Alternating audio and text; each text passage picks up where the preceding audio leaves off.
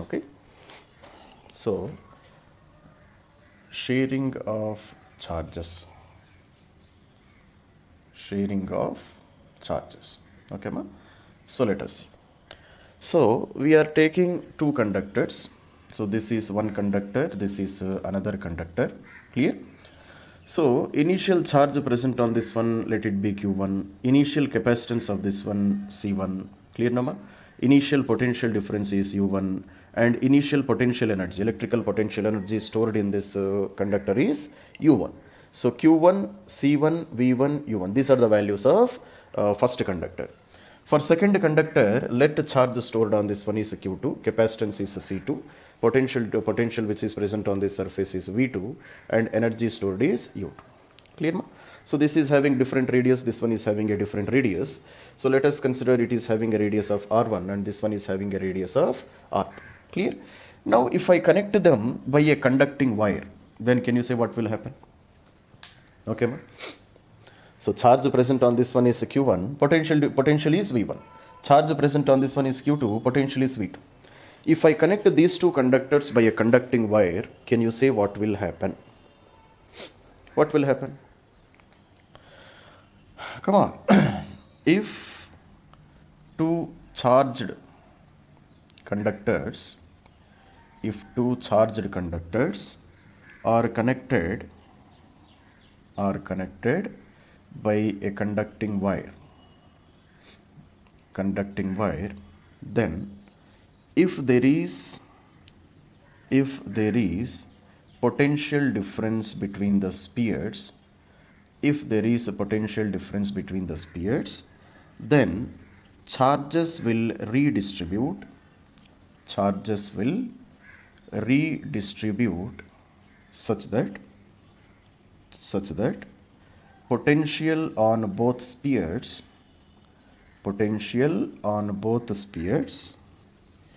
become equal. This is what is going to happen. Are you able to understand, ma? So this is a conducting wire, no? Conducting wire means what?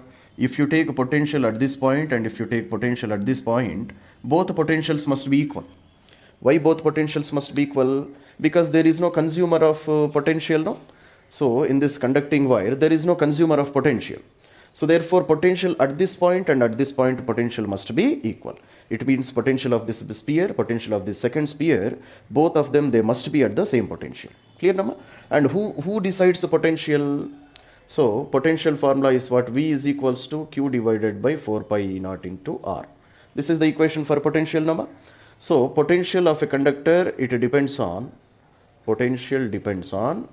charge which is present on this conductor. It also depends on radius also. Clear, Nama?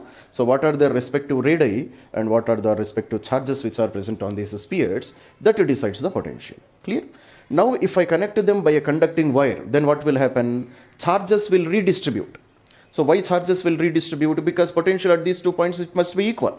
So because of that, charge always flows from higher potential sphere to lower potential sphere. Clear, ma? So consider if this one is having higher potential, charges will travel from this potential to this potential. This sphere to this sphere. If this sphere is at a higher potential, charge will transfer from this sphere to this sphere. Clear, ma? So this is how transfer of charges will take place. Are you able to understand? Okay. So did I write that point? Yes. So charge will be transferred from sphere of higher potential to sphere of lower potential. This is what is going to happen. Clear, Nama? Charge always transfers from higher potential body to lower potential body. Clear? So this transfer of charges will occur up to which time? Until both the spheres attain same potential. Up to that time, charges will be continuously transferring. Clear? So therefore, but by law of conservation of charge,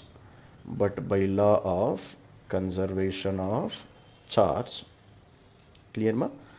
Can I write that Q1 plus Q2 is equals to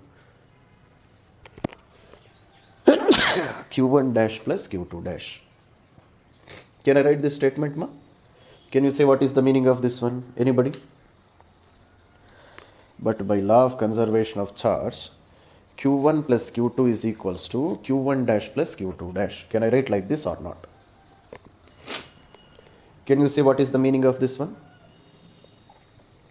Q1 is the initial Q1 is the initial charge which is present on first sphere.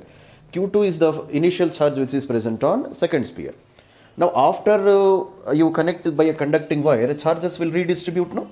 Now final charge which is present on first sphere is q1 dash. Final charge which is present on second sphere is q2 dash. So charge cannot disappear, no? Charge will redistribute, that's all. For example, here if I have 10 electrons, here I have 5 electrons, then total number of electrons remains to be 10 plus 5, 15 only. Clear? So even after redistribution also, charge is always conserved. So therefore, these are the initial charges, these are the final charges, and they must be equal to each other. Are you able to understand, ma?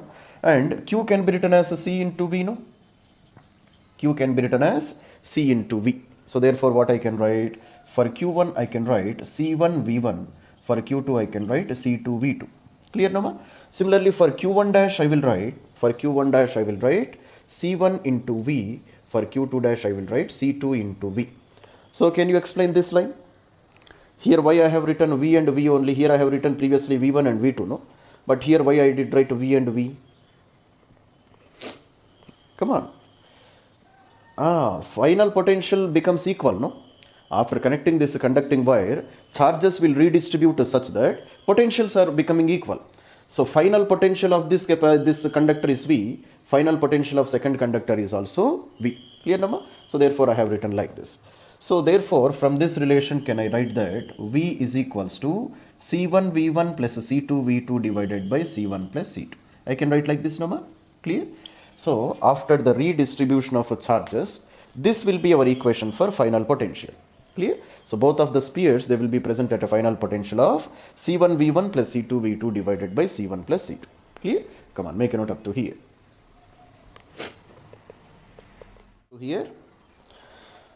So what is meant by this V? This V is the final potential of each sphere. So after connecting by a conducting wire, so this sphere and this sphere, both of them, they will be present at same potential of V. So that is our equation for V. C1 V1 plus C2 V2 divided by C1 plus C2. Are you able to understand, ma? Okay. Now let us see what we can do. We can try to derive some more equations. Okay, ma? So what are the final charges? Final charges which are present on first sphere and second sphere, I can call it as a Q1 dash. Q1 dash is a C1 into V. Q2 dash is how much? Q2 dash is C2 into V. Clear? So let us try to divide both of them. Clear, ma? If I divide both of them, Q1 dash divided by Q2 dash is equals to C1V divided by C2 into V. So V and V gets cancelled. So Q1 dash divided by Q2 dash is equals to C1 divided by C2. Now let us do one thing. So Q1 dash divided by Q2 dash plus 1 is equals to C1 by C2 plus 1. Clear, number? So Q1 dash plus Q2 dash divided by Q2 dash is equals to C1 plus C2 divided by C2. Clear? So I got relation up to here. Now can you say what is Q1 dash plus Q2 dash? Q1 dash plus Q2 dash is what, ma? Q1 dash plus Q2 dash. Final charges, sum of total final charges is nothing but sum of total initial charges also, no?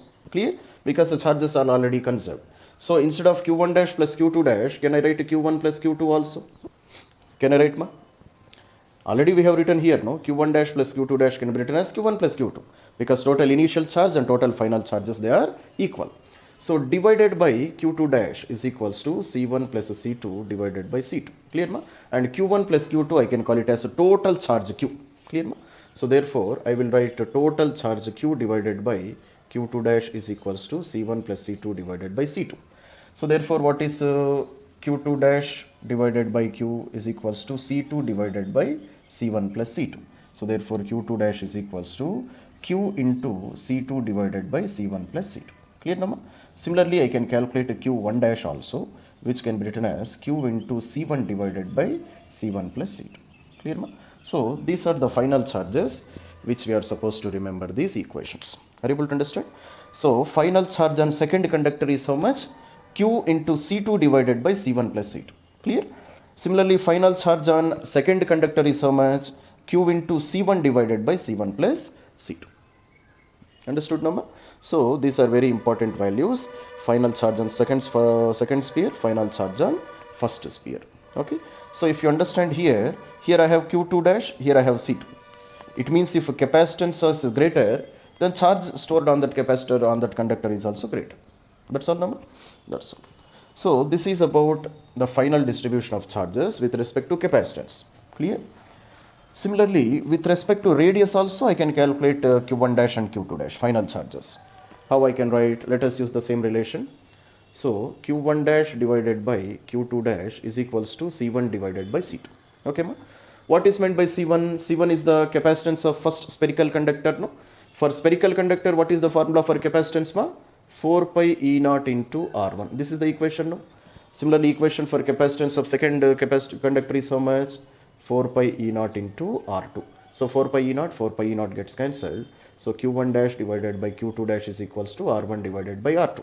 So again this relation I can write it as Q1 dash plus Q2 dash divided by Q2 dash is equals to R1 plus R2 divided by R2. Clear, Nama? So therefore again I can write, so total charge Q divided by Q2 dash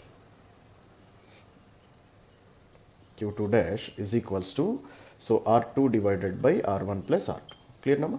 So therefore,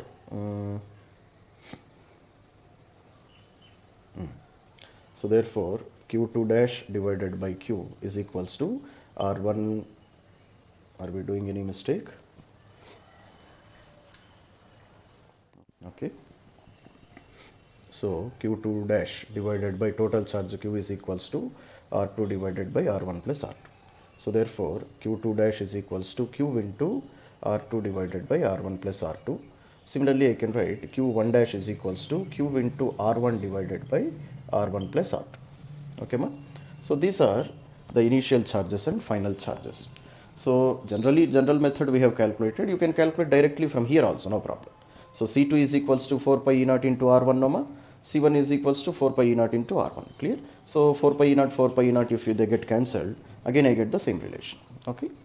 So this is about the distribution of final charges according to capacitances, and this is according to radii of the spheres. So Q2 dash is equals to Q into R2 divided by R1 plus R2. So Q1 dash is equals to Q into R1 divided by R1 plus R2. These are the values.